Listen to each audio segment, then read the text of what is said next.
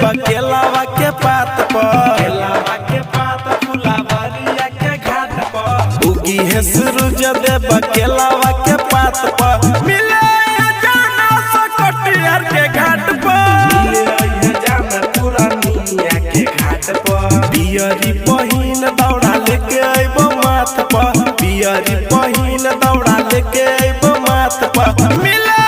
जाना सकटियार के घाट पर मिले जाना सुफला के घाट पर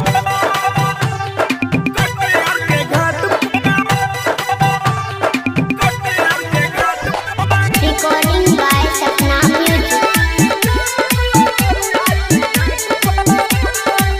छठी घाट पे छोड़ब पराका खूब धमाका करबही गे करबै नहीं को हमरा माना के करो से नहीं डरबही गे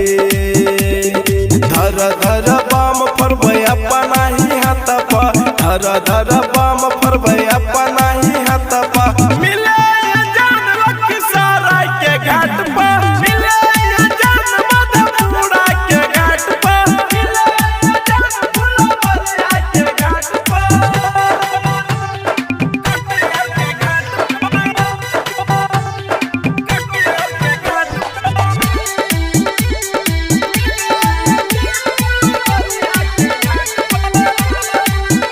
करन सिंह जे फोन करत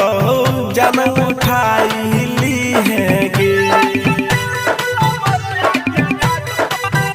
मम्मी के नहीं बतई है पति बुताई दी है गे जे सुमित रहतो हमारे ही बात पर मिथलेश अभिषेक रहतो